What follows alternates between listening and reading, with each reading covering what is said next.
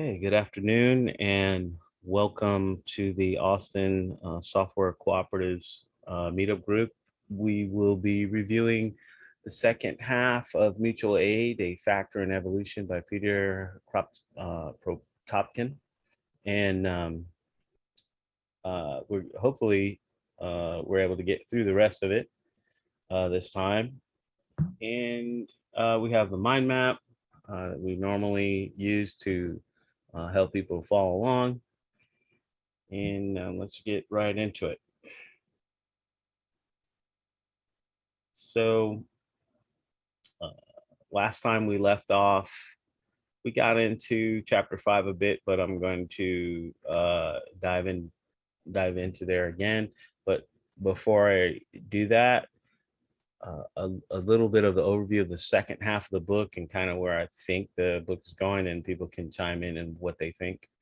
Um, the author's trying to trying to get at. So for me, from what I was seeing, the whole thrust of the book is going to be there's a concept of mutual aid, which is kind of the other driving force within evolution. The author borrows a lot from evolution, really biology in general, and then says, humans are just one instance of a species, and they're social species, and they use this technique. Oh, and there are other species that do this, but use a technique called mutual aid, which is counterintuitive, um, because people hear and understand lots about natural selection and survival of the fittest and kind of individualism. And so doing something for a group is kind of an idea that that would be against um, this individualism, or this survival of the fittest. Fittest kind of connotes the individual over the group. Now there are different views of this. One approach is just the replication. Well, a view is that it's really the replication of your genes. So uh, you can um, kind of have mutual aid, if you will, for your kin. So people that have your genes, so your family or people that are close to you, that kind of thing. That's one view. He's not taking that view. He's kind of taking the view, well, maybe loosely taking the view. Humans in general are um, uh, who you come to, that you apply mutual aid to. So now, having said that, now the second half of the book is mostly talking about humans, and I think the thrust of the book, and what is really news to me, is this idea of the medieval city or village. And he's really saying it's a myth that everything, the order was created top down by some king, some lord, all that stuff. Really, the a bunch of the art and the architecture of the villages and the beauty of the villages, and even cities in the West in Europe were really from this, really what he's describing as communes, which were not top down, which were not directed by some king. There wasn't a king or lord that said, "Hey, go ahead and architect the homes to look like this, the buildings to look like this, the cathedrals to look like this."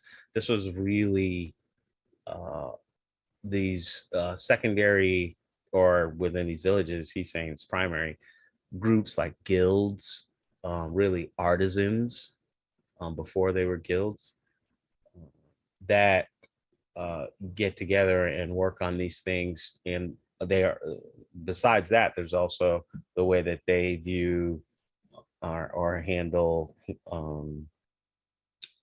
forestry and agriculture and so on and so forth, where there's really a whole lot more sharing than what we have been led to believe. So, anyone else have any view on that within the book?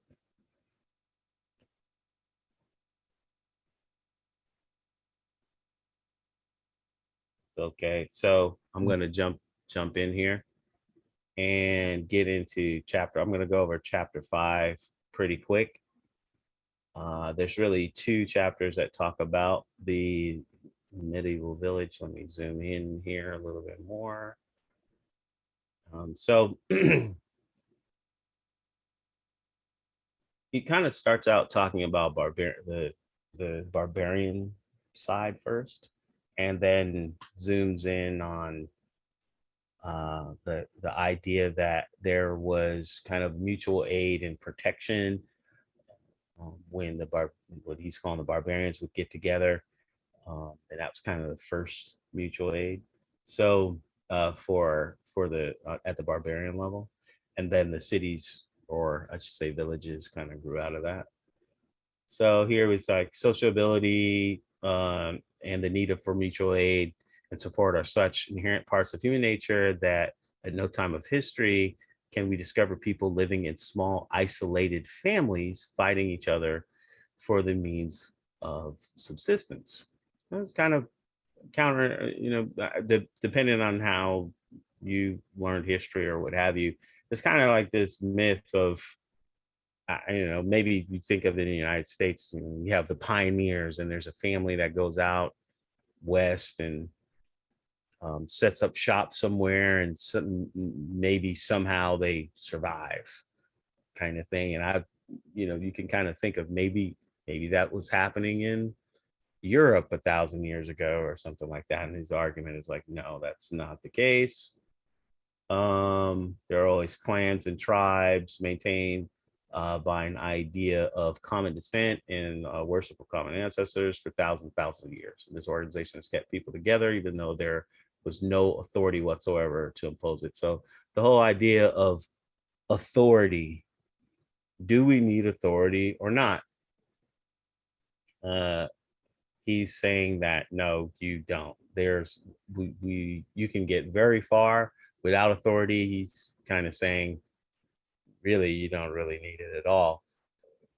Some counterintuitive, when we get later into the book, some things that are counterintuitive truths to me uh were the defense of these villages, where I always thought it was some type of king or what have you, that some group that would come out and protect the village, and because they were protecting it, they get to tell people what to do or something like that.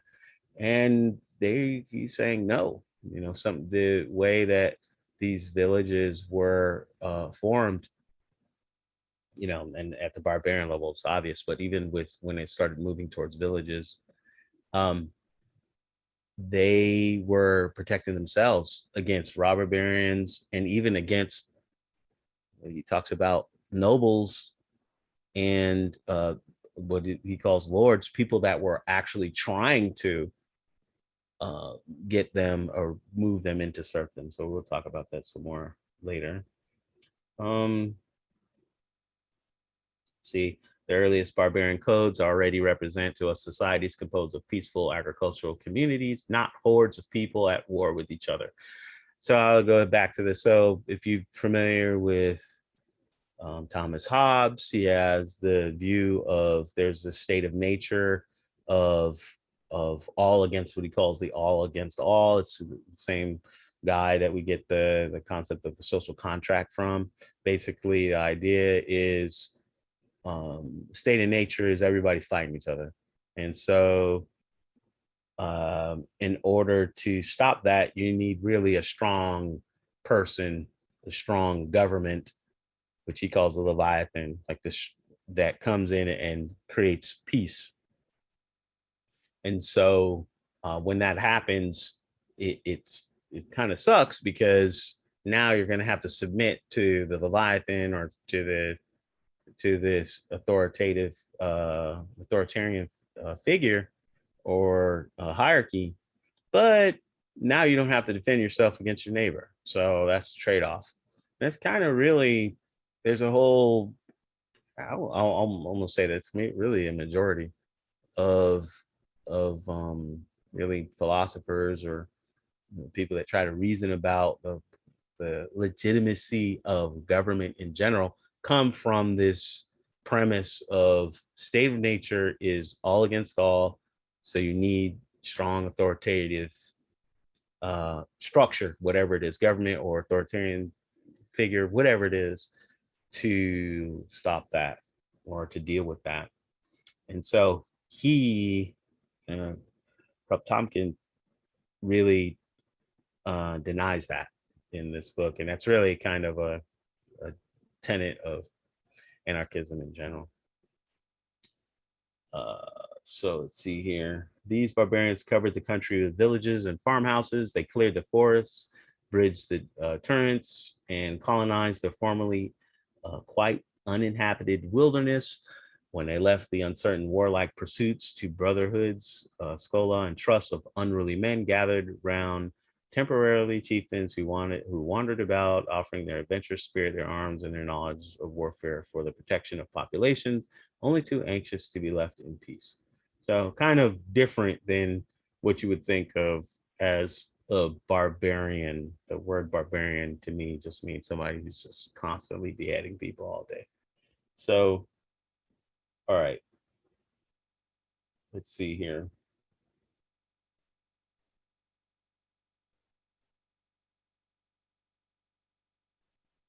Let's move down here because we've got a lot to cover. The deeper we penetrate into the history of early institutions, the less we find grounds for the military theory of origin of authority. Even that power which later on became such a source of oppression seems, on the contrary, to have found its origin in the peaceful inclinations of the masses. Definitely a counterintuitive truth. And it's interesting to try to place some of this in history and when it happened. He's very preoccupied with that. And I don't know which, there's different versions of this book. There's an annotated version where there's lots of references and stuff. And there's one that doesn't have all the references.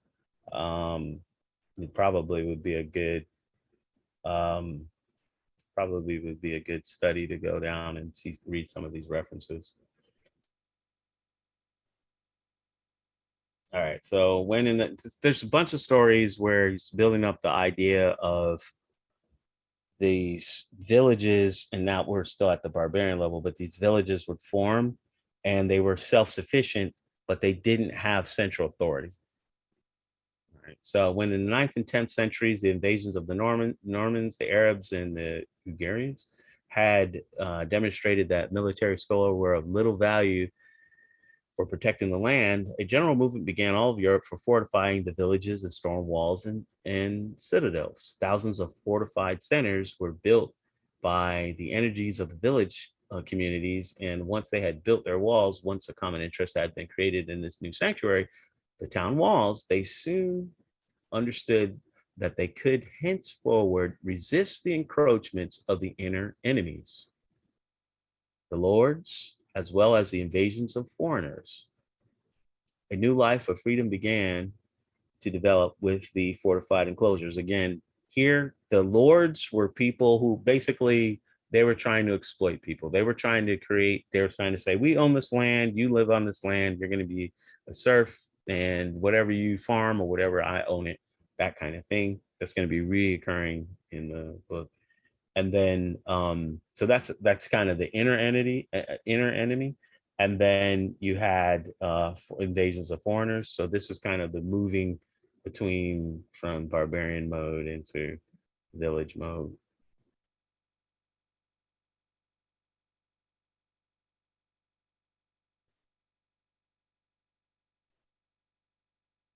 All right, so guilds, it's definitely important to trying to talk about cooperatives and so on and so forth. Really essential central tenet of the book for me, the big takeaway is, and this kind of goes back to even talking about unions. We did a book review on unions. Um, this concept of the worker, and he uses the term artisan, craftsman, craftsperson, whatever.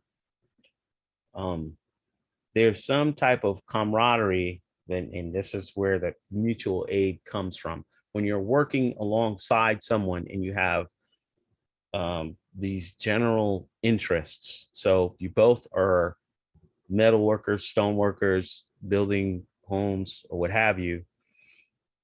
And he talks about guilds that you judge each other's work. He says, first, with it, when it comes to a guild, when you create a home, you create some type of artifacts, furniture, whatever. Within the guild, you're judging and purchasing or whatever from each other first, and that creates a heightened, definitely increases the quality, but it creates a heightened sense of this type of camaraderie.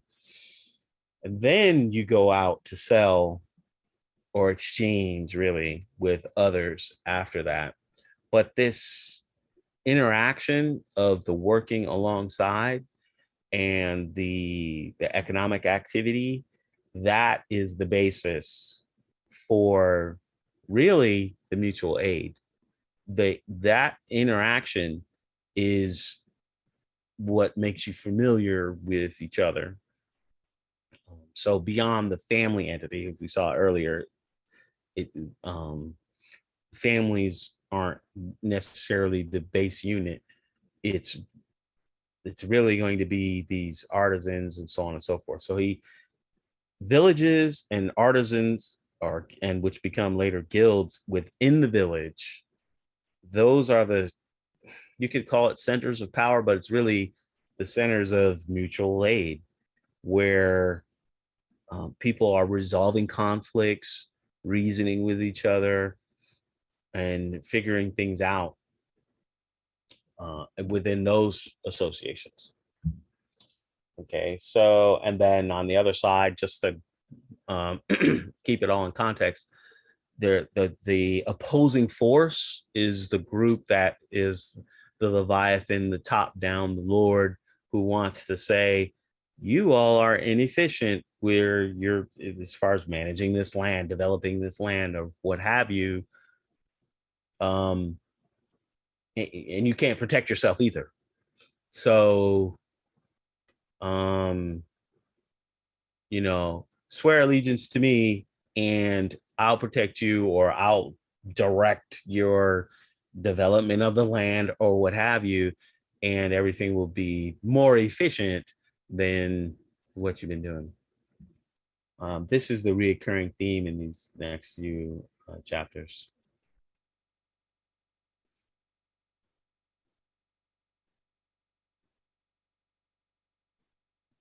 All right, here's a decent quote. The commune is an oath of mutual aid. Through it, serfs are freed from all serfdom. Through it, they can only be condemned to a legally determined fine for breaches of the law. Through it, they cease to be liable to payments which the serf always used to pay. So the commune, basically, it's the this patch of land, some part of the city or whatever that no one owns. So this is the battle, is someone owning a piece of land or no one owning it. Everyone can congregate there. It's a market or what have you. And then you have serfs. So again, to talk about serfs, what is a serf? It's someone who lives on a piece of land and that's owned by another person, and whatever they develop on the land, let's say, to simplify, the first, if you have a week, the first 3 days, whatever they develop on the land, they owe that to the lord of that land, the person who owns that land. And then the next 4 days they can keep whatever. So the commune is kind of the what keeps people from being serfs in this quote.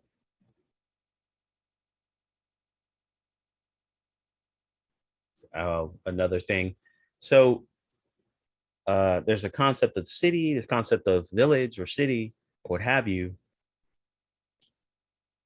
And he really develops that in the book, and I really appreciate that. And then there's a concept of the state. The state has a connotation of authority top down, which I appreciate that too. So anytime there's the use of the term state, and I really think it should be just adopted, it's going to be some type of authoritative top down. There's rules, but there's going to be someone who's enforcing the rules, maybe arbitrarily, that kind of thing. Or they could just be a king. They're just doing whatever they want. And then you have, but that connotation is not necessarily, authoritative or whatever, is not necessarily a part of what a city is or what a village is. So here, during the first centuries of existence, the city hardly could be named a state as regards its interior organization, because the Middle Ages knew no more of the present centralization of functions than the present territorial centralization. Each group had its share of sovereignty. The city was usually divided into 4 quarters. So that's city as separate from a village. So now we moved from villages to cities. The city was usually divided into 4 quarters or into 5 to 7 sections radiating from a center, each quarter or section roughly corresponding to a certain trade. Now we're going back to guilds, or profession which prevailed in.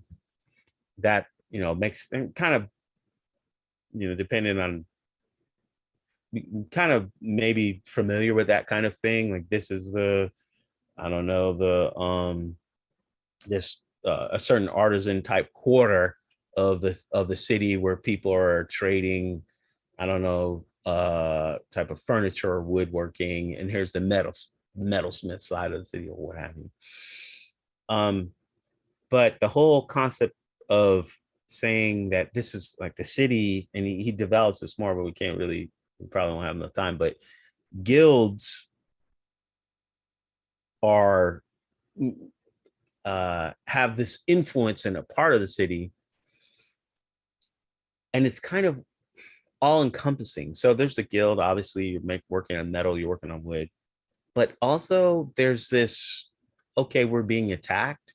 So remember, this is an evolution from the barbarians, right? Where the barbarians one of their mutual aid functions was protection.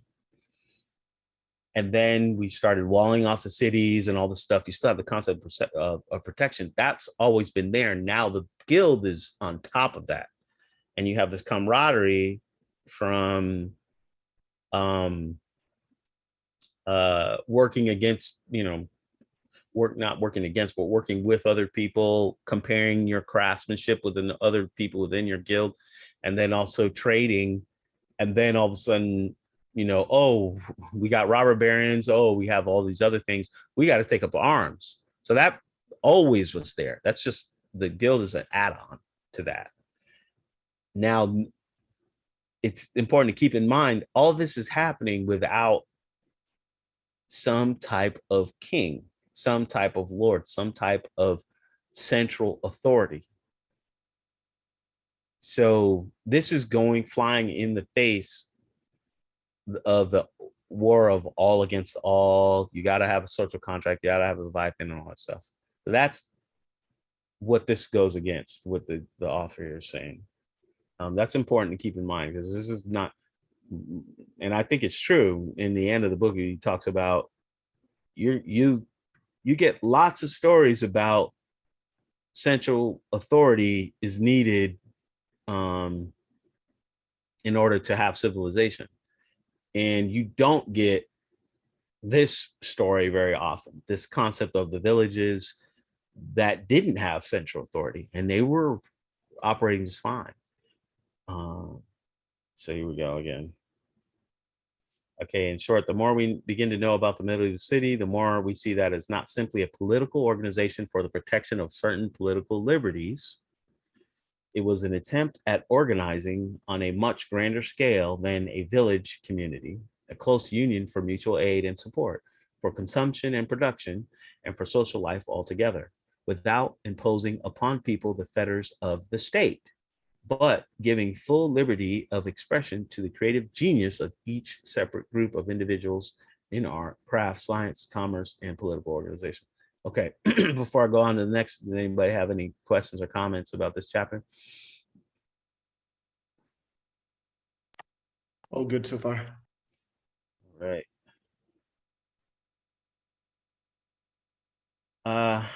So as we move forward into the next chapter, so this chapter 6 is kind of medieval city continued, but to make sure that we cover everything, he makes a strong claim, and it's something that I feel like I want to follow up on to read about in other places. But he makes a strong claim that all of the beautiful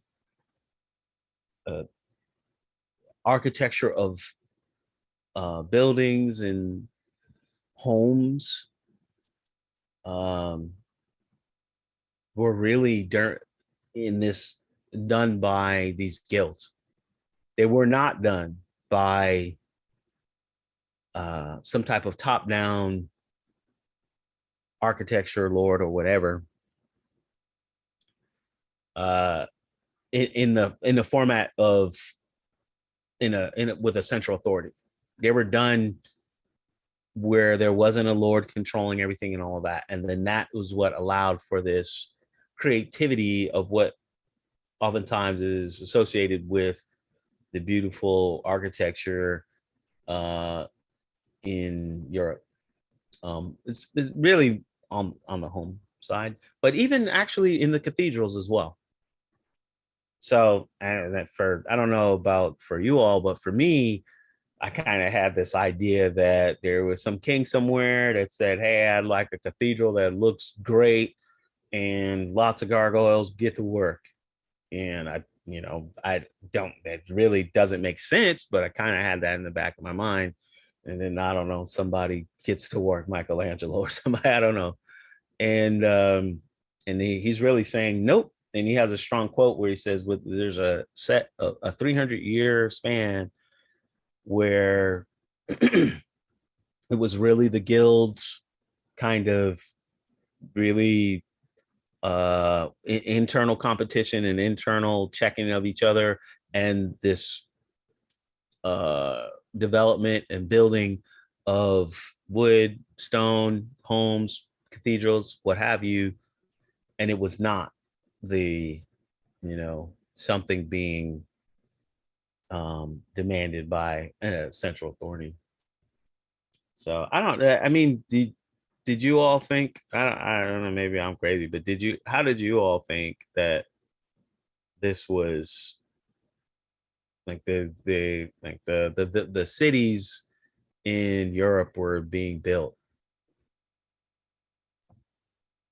I honestly hadn't given it enough thought, I'm realizing. I did think that it was just like a commissioned, and Yeah. I don't know, it was like a top-down approach. But yeah, there are so many small decisions that have to be made that I don't see like a king uh getting involved really to that level. Yeah. I mean, that word commission, that's what I was looking for. He's saying no, it wasn't. The idea of a king saying, or a lord saying, the homes in this area are going to look like this. No, that's not how it happened. It was all mutual aid. It was all no central authority kind of thing. So very it's kind of the way he presents it, it kind of makes me think, why did I ever think that? Doesn't make any sense. Yeah. um, so there's that. Okay, so let's try to move. Yeah, let's try to get through this. So medieval cities were not organized upon some preconceived plan in obedience to the will of an outside legislator. Each of them was a natural growth in the full sense of the word, an always varying result of struggle between various forces which adjusted and readjusted themselves in conformity with their relative energies, the chances of their conflicts, and the support they found in their surroundings. And he's going to pick that apart, but we talked about it with the guilds and all that stuff. The early barbarians knew no trade within their village communities. So that's the difference between barbarians and village. They traded with strangers only at certain definite spots and certain determined days, and in order that the stranger might come to the barter place without risk of being slain for some feud which might be running between two kins, the market was always placed under special protection of all kins. Very interesting to me that the market would be a place like, oh, this is a safe zone, don't kill anybody. uh you know, kind of humorous as well. But let's move.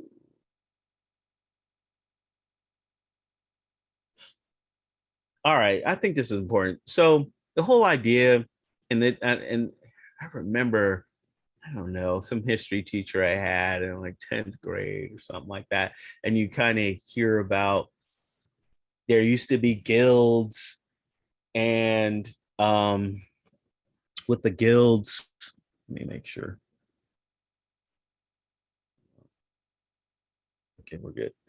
With the guilds, when new innovations would come out, I I want to, I forget the new techniques or what have you. The guild might resist the new technique or the new machine or something, and then that was what made guilds inefficient.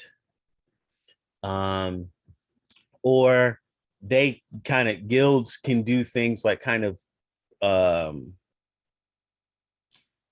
maybe become an oligarchy and kind of manufacture some kind of shortage to increase their own uh benefits, money, charge people more, whatever. And they had too much power, and so it wasn't a good enough free market, and this is why guilds were bad, because they were kind of against innovation. They were kind of against innovation and kind of against markets in general. And I don't know if you all kind of got this from some of your history, but that's kind of what I got. And he's saying there was a natural check here against the merchants doing that. So, but he points out that it can happen. So we've got the guild gradually became a sort of privileged body.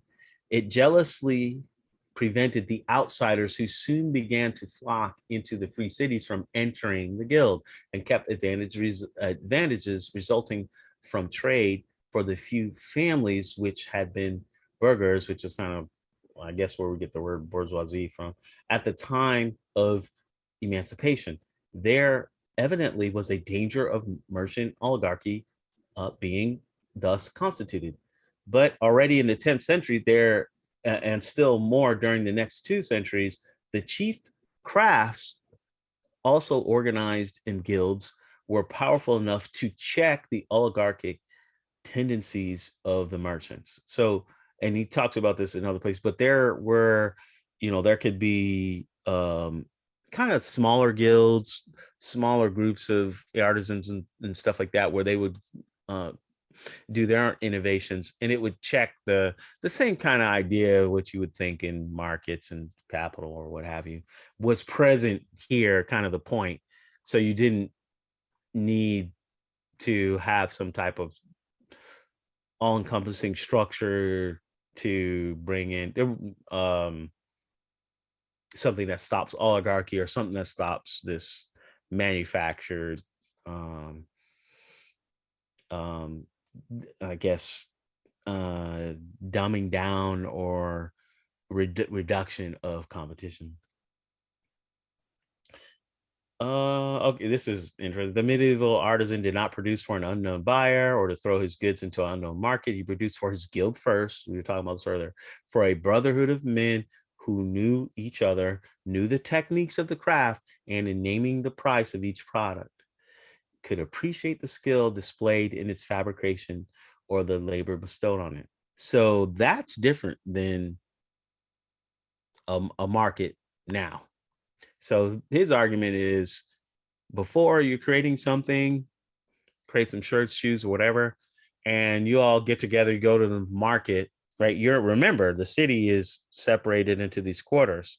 So let's say there's the clothing quarter or what have you. So you got leather and all that. You got people who make shoes that are right next to you. They're checking your stuff and you're making garbage. You right there, you get stopped within the guild. Right? It's, hey, this is low quality. You're gonna make the whole guild look bad. That's different than the market pressures. So I found that to be very interesting. And then he uses that as an argument of why the architecture was better within that 3 century span, because the artisans, the guilds were checking each other. Whereas after that, they weren't as good. So we got master and apprentice relationships, which they basically, the guilds made these rules about it, and this goes into kind of how do you resolve conflicts, how do you bring people into the fold, quality control, that kind of thing. And here, yeah, I find this to be this was important. So a medieval ordinance says, and no one shall, while doing nothing, appropriate for himself what others have produced by application and work, because laws must be a shield for application and work. So what is that? Oh, you don't get to, if it's 10 of us that get together and makes some chairs. So we're right by the forest, we cut down the wood, we make 20 chairs. Oh, now we're going to sell those chairs. Oh, we were only able to sell 15 of them. So there's 5 left. All right. Someone else owns those? One of us owns those? No, we all own that. We all get this. So that's the surplus, the extra chair. We get to decide where that goes. It's not someone else. Right. So that's exploitation. And they had an ordinance that said, no, there will be no exploitation, but I find that to be funny. So also counterintuitive truth, longer hours were very rare. This is within the guild setting, within the villages or medieval cities and that type of thing. You're thinking maybe people were working 80-hour work weeks, 100-hour work weeks. No, 48-hour weeks. And they were living fine. They were able to own a home, these types of things. There was a pathway to go from apprentice to being someone who's in the guild, that the full representation or membership, let's say, in the guild. Oh, that's counterintuitive. It seems like you kind of wonder how many people were homeless back then. The way we were thinking, I guess, within our methodology now, capital, so on and so forth, we want to say we minimized homelessness, or we minimized maybe it's peasantry or what have you. His argument there is kind of, no, they were pretty well off for people who grew up in the city. All right, so all right, the argument that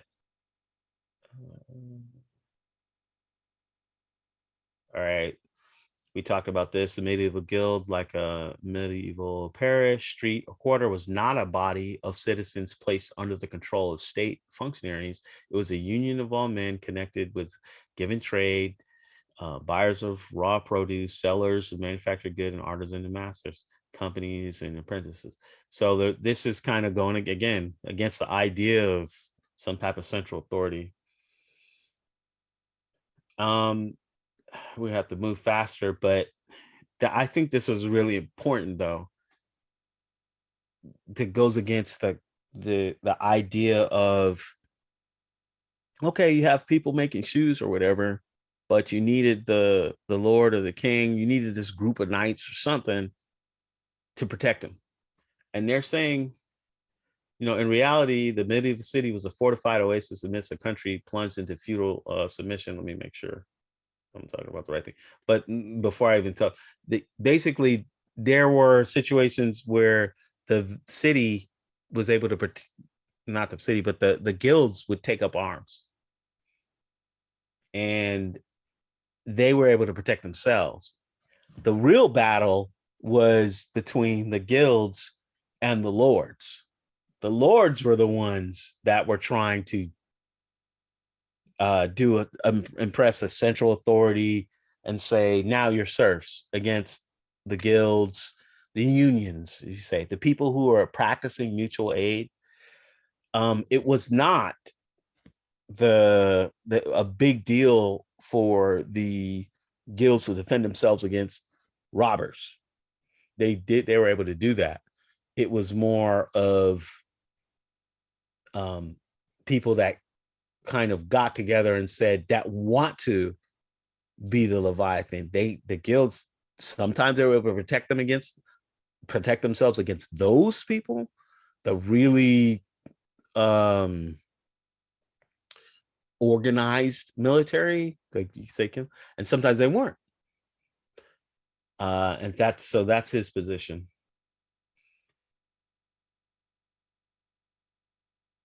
That's good. Let's move on. Huh. Yeah, this is so, I mean, we have to talk about it. This is so strange to me to say a knight is plundering, but when the knight and the nobles lived on plunder and murdered whom they choose to murder, the cities on the Rhine took the initiative of a league which soon numbered 60 allied towns and repressed the robbers and maintained peace. Later on, the League of Towns of Serbia, divided into 3 peace districts, had the same purpose. And even then, when such leagues were broken, they lived long enough to show that while the supposed peacemakers, the kings, the emperors, and the church fomented discord and were themselves helpless against robber knights, it was from the cities that the impulse came for reestablishing peace and union. The cities, not the emperors, were the real makers of the national unity. So that's what I was saying. They were fighting against this phrase, robber knights. You've never seen that phrase before. You think knights is noble, whatever. They're saying no, they were coming around trying to take our stuff. And there was all this top-down discord, the people trying to do, basically being demagogues, all the stuff that you would think that's kind of more modern. They were dealing with it back then. So, and the point being, even with this kind of being kind of attacked by two sides, you had the regular robbers who were not organized, and you had the organized groups that had hierarchies, like groups of knights that kind of had money, so they had equipment and all that, fighting against them too. And some of them were able to defend themselves against them and resist them through mutual aid without being centrally managed. So pretty amazing to me. So in a word, federations between small territorial units as well as among men united by common pursuits within their respective guilds, and federations between cities and groups and cities constituted the very essence of life and thought during that period. The first 5 of the second decade of centuries of our era might thus be described as an immense attempt at securing mutual aid and support on a grand scale by means of the principles of federation and association carried out through all manifestations of human life and to all possible degrees. And this is the strong claim, I think. Yeah, so the medieval architecture gains its grandeur not only because it was a natural development of handicraft, not only because each building, each architectural decoration had been devised by men who knew through experience of their own hands what artistic effects can be attained from stone, iron, bronze, or even from simple logs and mortar, not only because each monument was a result of collective experience and accumulated in each, it was grand because it was born out of a grand idea like Greek art, sprang out of the conception of brotherhood and unity fostered by the city. A cathedral or a communal house symbolized the grandeur of an organism which every mason and stonecutter was the builder. And a medieval building appears not as a solitary effort to which thousands of slaves would have contributed the share assigned to them by one person's imagination. All the city contributed to it. That's this whole idea, right? So the means, oh, I'm gonna go on that second, but it wasn't commissioned. This architecture, these 3 centuries or what have you, and I don't know where the quote is, maybe I went past it, but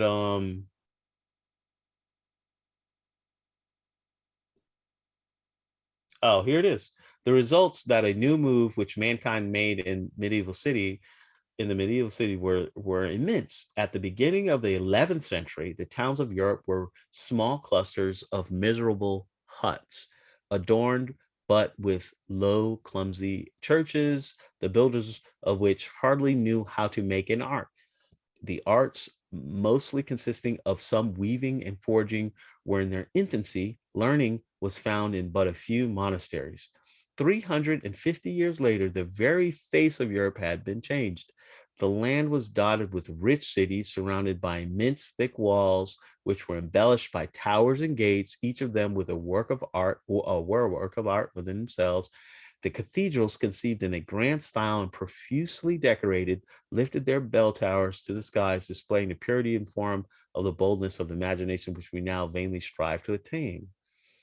And the losses which Europe sustained through the loss of its free cities can only be understood when we compare the 17th century with the 14th or the 13th. The prosperity which formerly characterized Scotland, Germany, and the plains of Italy was gone. The roads had fallen into an abject state. The cities were depopulated. Labor was brought into slavery. Art had vanished. Commerce itself was decaying. So this is a comparison. He's saying when people were in a state of mutual aid, there wasn't a central authority, this is called that, and they were doing things organically. Things were beautiful because of this idea of self-checking. And as soon as that went away, because of the top down, you have the lords, wherever they did win and started to put people into serfdom, all of that went away.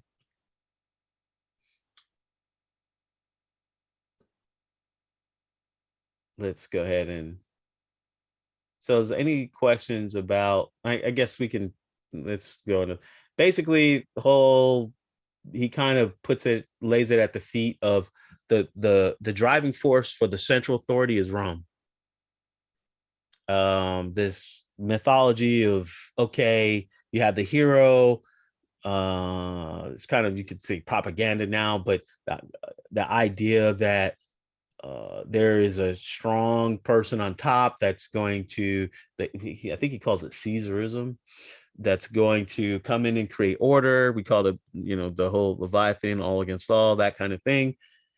That idea, which goes through government, it goes through religion, through many different phases, even art, like as far as you can say propaganda, but Ptolemaics, whatever, that is the other side of the force of fighting against the mutual aid.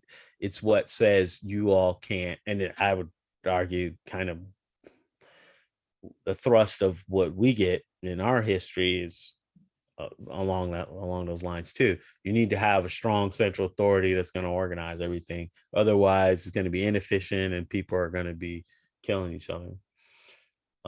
So he kind of goes into, probably can't really go into all of it, but he goes into saying how that manifests itself in the different structures within society. So one of those is, again, you've got government, you've got the poets who want to write about, he talks about Roman, mythology or what have you, but that they want to write and create, write history and so on and so forth, and they make it in this way that they kind of leave out any type of mutual aid because it just doesn't look good in a story. The hero is fun. The group of people who are kind of nameless, that just because they get together and defend the city and then they lay down their arms afterwards after they're successful, that's not really catchy. Uh, so there's that. And then he also says, really on the side of religion, it started to be where they were able to, when you had lords and you had kings, you had this like the phrase divine right of kings, where it started to be this symbiotic relationship between a bishop and some type of central authority, where it was kind of, hey, the central authority is kind of appointed by God, and you should do what they say. Beyond just efficiency and all that stuff, there's also kind of a morality to it, and central mutual aid fights against that as well. That's really what this part is going into.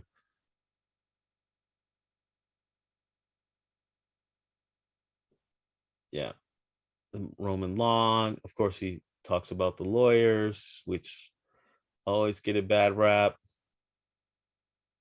and you start having central militaries and stuff. So anything about this is kind of really I'd argue this might be this is my favorite chapter of the book. This is chapter 6. Any comments? Well, I mean, this all sounds like, what we hear from modern thinkers, that basically are just projecting our own system onto history. Hey, the way it is now, or in the past, some of the people he's talking about, were Victorian thinkers, and they lived under a very rigid, sort of top-down system. So it's almost like they couldn't see any other possibilities, just the way they had it at the time. Yes, definitely. And it's so there's kind of looking back at history and then reconfiguring it to whatever. And then there's, I mean, he's really meticulous about talking about how people were writing at the time. And he's saying they knew what they were doing. Like they were, the lords were trying to exploit. There was a perfectly working city or village, and then their whole skill set was saying, I'm going to make it to where they owe me in whatever way I can. So, there's going to be a skirmish outside of town, I'm going to do that. Or what, we're going to be an attack, I'm going to do that. Now you owe me, and this land is mine. And there's like 50 different ways that we're doing that. And there's a part in the book where maybe I skipped over it, but basically saying like that whole concept of owing, uh manufacturing false, making a pretense or pretext where you completely manufactured where someone now owes you as a lord, and then and later as a king, but as a lord, they're doing it intentionally. And of course you can rationalize, maybe they rationalize kind of saying, I come from a long line of people who were able to fight or something like that, and I'm noble, or my bloodline, whatever it is. And then they're saying I should be the one that's should rule over this section. But they knew what they were doing, and it wasn't kind of just it wasn't just, it didn't just come from, oh, that city over there is more efficient than this city, or that city over there is more beautiful than this city, so I'm gonna take control of the city and make it like that. There's all these barbarians going wild over here.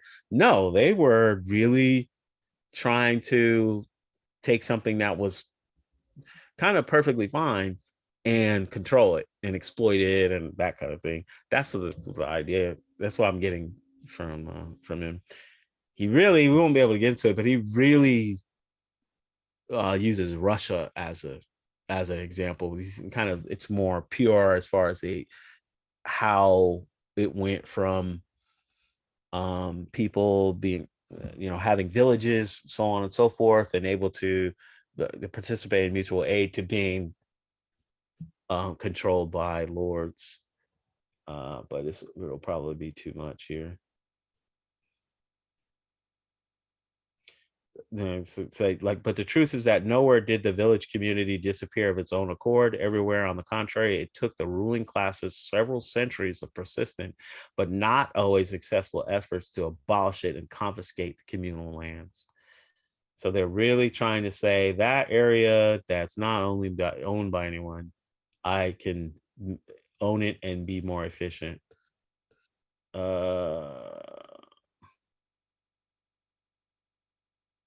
In this chapter, he really goes into what we're doing now. I found this to be important. Science loudly proclaims that the struggle of each against all is the leading principle of nature and of human societies as well. To that struggle, biology ascribes the progressive evolution of the animal world. History takes the same line of argument. The political economists, in their naive ignorance, trace all progress of modern industry and machinery to the wonderful effects of the same principle. So basically making an argument that, it's a dog eat dog world and whoever's left over is the strongest and that kind of thing. Opposite of mutual aid. His argument is that there's two forces. There's that and mutual aid. And he's saying that even science oftentimes says, the biological science tries to claim that without going into taking into account mutual aid. Let's go ahead. Starts critiquing religion, and this chapter is all about. He starts going into unions. I'm going to do a high level overview of that. Oh, the Switzerland thing was quite interesting, but essentially, the concept of, you could say, communal lands or associations, but now you can use the word union. They started being outlawed, not because they were ineffective, but because they were effective. So that would be, if you're interested in that, that would be this chapter. Everybody was outlawing guilds, unions of any sort, all of that, and you'd just be executed or put in prison if you were trying to do any of that. So it was looked at as, okay, it's treason against the king or whatever. And this is 1700s, 1800s, and it's really going into, you could say common, the modern, but really goes right on at 1900s. You had Eugene Debs here in the United States, who was a self-proclaimed socialist and a big union person. And what did they do? They put him in prison. Right? That's here. So it's not just Europe. Because he's saying, hey, why should I fight other workers in another country? This is your war. This is World War I. This is your war. You want to fight over resources. Workers shouldn't fight over the resources. And they said, oh, yeah, really? You're going to prison. That's treason. So there's the idea of any kind of secondary, what Noam Chomsky calls a secondary association, is automatically considered hostile to central authority. So you'll notice that secondary associations that are not hostile to central authority are accepted, fine. And it doesn't, in any secondary association, it could be a church, it could be, church denominations or groups or religions, or guilds like national associations. It could be unions, it could be anything like that. They can go both ways. They can be somebody who's like very nationalistic, you can say jingoistic or what have you, and say, oh yeah, we are going to we're patriots, and all this. Oh, there's someone over there that we need to fight. Let's join the military to fight, whatever. And then there could be this like concept of say workers first, people who are just, I don't want to say just trying to survive. In this book, they weren't just scraping by to survive. They were doing decent. They were doing well. And it's like, well, why should we go to war with someone over there that's doing the exact same thing we're doing? This is really just trying to exploit resources by elites. Like that, this is what they want. This is not what we want. So no, this reoccurs over and over and over again, can be easily pointed to as treason. And this whole chapter talks about people just being imprisoned in all Europe. They created laws where you couldn't have, I mean, ridiculous stuff that you can't have a guild greater than 8 people, all this type of thing like that. And you would just think like, why would they do that? I mean, we went through our own thing here with any type of socialism or communism is kind of, you're going to be blacklisted, you're going to not be able to work here, whatever. We know that now, the concept now, we did a review on unions, but ideas like unions are always corrupt, so on and so forth. It's got a same kind of playbook. So this whole thing is about that, and he's always saying that the counter play for mutual aid is the humans will do it anyways. They will do it secretly.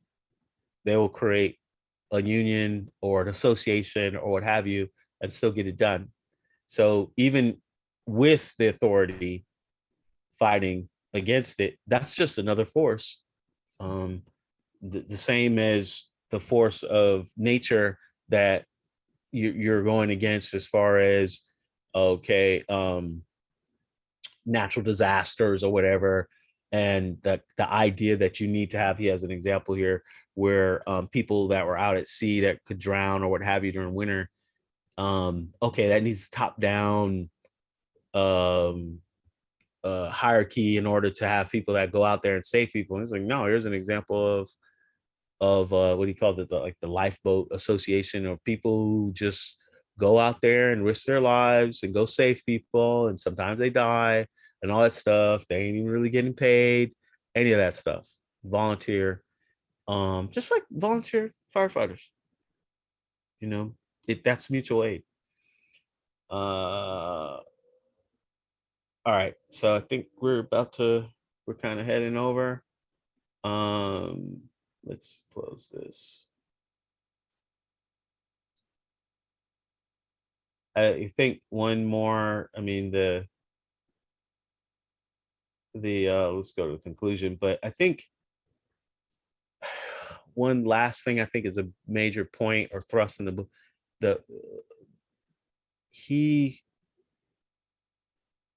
it seems like even though he goes and says that there has to be conflict resolution, there's bloodshed and all that within these mutual aid, with these called communes, villages, places that didn't have central authority or what have you. It still happened, but they were able to resolve it without the central authority, and his argument is that it's more efficient. What you don't see is these communes, these villages, these places that don't have central authority, but they have guilds, the secondary associations, guilds and all that. You don't see them creating a military force and going somewhere else and enslaving people, or you don't see them going and taking resources from some other part of the world. That was central authority that did that. So that, I think, is a good takeaway also. Because that's not, that you don't really see that argument being put out there when you're talking about Europe. You kind of think Europe, oh, very exploitative and all this stuff. Well, actually, I think it's the central authorities that were very exploitative, but these other societies that were like these villages and stuff, they weren't. So I think that, I don't know if there's anything else I want to go over here, and we'll let everybody comment on what they think.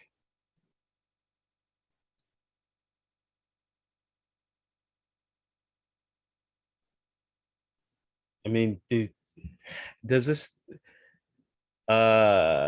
book seem like counterintuitive but true? Does it seem like it's really just, I don't know, maybe a stretch? Does it seem accurate or not? I mean, what do you all think? I didn't read it, so I'm very, very intrigued now. I do want to go into it more in depth. But yeah, it does feel counterintuitive, but also, I don't know, it makes me think what parts of our I don't know what parts of history of our common stories have a bias towards like centralized authority, or like this, I don't know, the like a protagonist sort of being the one who isn't responsible for all the change. So I think it's a really good yeah, it's very, I wouldn't say counterintuitive exactly. I would say, I don't know, it's very outside of my usual point of view. So I find it, I don't know, revolutionary. Yeah. Yep. Anyone else? Well, I think it's only counterintuitive if you are invested in our current way of thinking, which is, yes, venture capitalists are God, and everybody has to do what everybody should want to do, whatever the corporate authorities are doing. And but if you look at the book itself, is really very straightforward. It's not I mean, it's not counterintuitive because it's just listing known things. Like, it was talking about how animals will defend each other. Like they'll learn to sort of some sleep and some will be on watch and things like that. And I remember once I saw a nature show where I think it was a wildebeest got jumped by a lion, and I thought, oh, it's all over. But the other his buddies turned around and started, and they weren't having it. They started attacking the lion. And I remember watching that and thinking, huh, because we are really sort of brainwashed with this. It's a dog eat dog world. So what you need to do is just not create a union. Right. Seems a little convenient, Mm-hmm. Yeah. So I think it makes a lot of sense. It's interesting. Yep. Yeah. I'd like to develop these ideas more. I'm gonna have a bias towards the way that this book represents how you should resolve conflicts, and so I'm kind of trying to be more objective with it, trying to critique it a little bit more, but it's pretty hard for me to, because I want to say, I just didn't know that the whole village thing was there. I'm kind of thinking, my view was, we have ways to behave more decentralized now, so let's take advantage of it. And this is like, oh no, people were doing that this whole time. So go ahead, and it's like anything, there's nothing new under the sun, people are always doing it, let's do it. So yeah.